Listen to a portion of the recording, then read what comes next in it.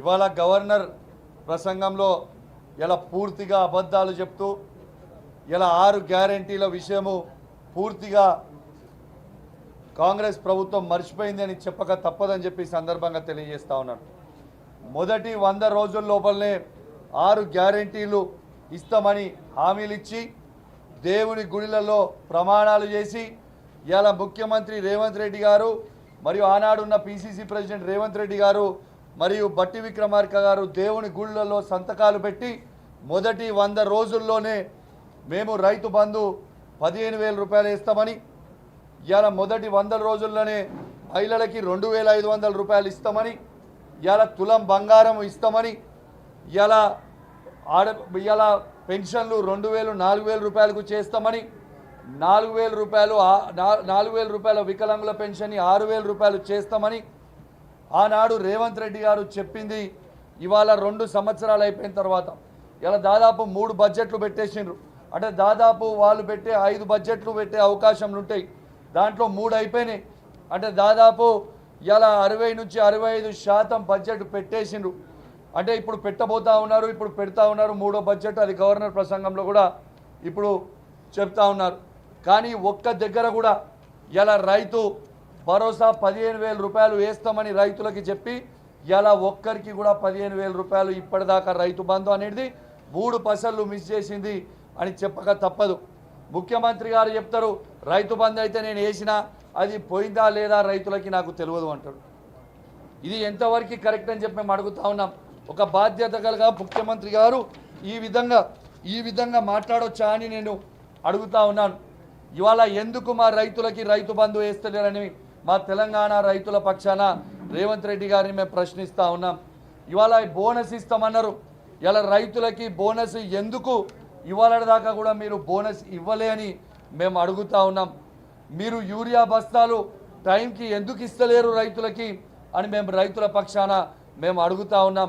ఇవాళ ప్రతి మహిళకి 2,500 రూపాయలు ఇస్తామన్నారు, ఆ 2,500 రూపాయలు ఇప్పటిదాకా ఎందుకు ఇయ్యలే అని తెలంగాణలో 1,67,00,000 మంది మహిళల పక్షాన మేము అడుగుతా ఉన్నాము ఎందుకు ఇయ్యలేదని.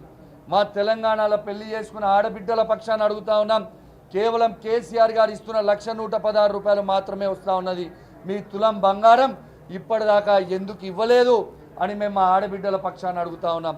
ఇలా ఇంట్లో 2 పెన్షన్లు ఇస్తామన్నారు, తాతకి ఇస్తామన్నారు, అవ్వకి ఇస్తామన్నారు. మరియు అలా కేసీఆర్ గారు ఇస్తున్న 2,000 రూపాయల పెన్షన్ మాత్రమే ఇస్తా ఉన్నారు. మీరు ఇస్తా అన్న 4,000 రూపాయల పెన్షన్ ఎందుకు ఇస్తలేరు అని చెప్పి మేము అడుగుతా ఉన్నాం.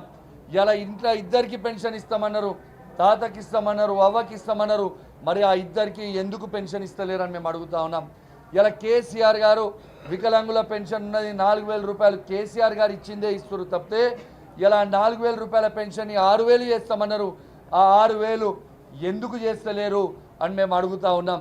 ఇలా రేవంత్ రెడ్డి గారు యువకులకి ఇలా మొట్టమొదటి సంవత్సరంలోనే 2 లక్షల ఉద్యోగాలు ఇస్తామని చెప్పారు. మరి ఆ 2 లక్షల ఉద్యోగాలు ఎటుపోయినాయి?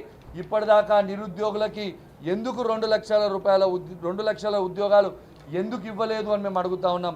ఆనాడు రేవంత్ రెడ్డి గారు రాహుల్ గాంధీ గారు ఆనాడు అశోక్ నగర్కి పోయినరు, అక్కడ ఉన్న పిల్లలందరినీ రెచ్చగొట్టిర్రు. 2 లక్షల ఉద్యోగాలు ఇస్తాము మీకు మొదటి సంవత్సరంలోనే ఇస్తాం డిసెంబర్ లోపల అన్నారు. ఎక్కడ పోయినాయి 2 లక్షల ఉద్యోగాలు? ఇలా ఇంకా సిగ్గు లేకుండా ఈ గవర్నర్ ప్రసంగంలో మందికి పుట్టిన బిడ్డలు నా బిడ్డలు అని చెప్పుకుంటూ 60,000 ఉద్యోగాలు మేము ఇచ్చినామని చెప్తా ఉన్నారు. ఎంత సిగ్గుచేటు అని చెప్తా ఉన్నాను. ఇలా కేసీఆర్ గారు ఇచ్చిన ఉద్యోగాల్ని తీసుకుపోయి ఖైదాలు ఇచ్చి ఇలా మేము ఇచ్చినాము అని చెప్తా ఉన్నారు.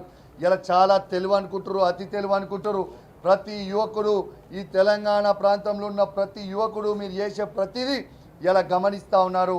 ఖచ్చితంగా మీకు సమయం వచ్చినప్పుడు ఖచ్చితంగా మీకు బుద్ధి చెప్తారు. తెలంగాణ యువత మొత్తము టైం కోసం వేచి చూస్తున్నారని చెప్తా ఉన్నాను. ఇలా అదేవిధంగా నిరుద్యోగ భృతి కూడా ఇస్తా అన్నారు. ఆ నిరుద్యోగ భృతి కూడా ఎందుకు ఇవ్వలే యువకులకి అని చెప్పి నేను అడుగుతా ఉన్నాను. ఈ తెలంగాణలో ఉన్న యువత పక్షాన కూడా ఆ 2 లక్షల ఉద్యోగాలు ఖచ్చితంగా ఇవ్వాలి. ఇలా ఖచ్చితంగా నిరుద్యోగ భృతి కూడా యువకులకు ఇవ్వాలని కోరుకుంటూ మరియు ఈ అవకాశం ఇచ్చిన మీ అందరికీ కూడా ప్రత్యేకంగా ధన్యవాదాలు తెలియజేస్తా ఉన్నాను.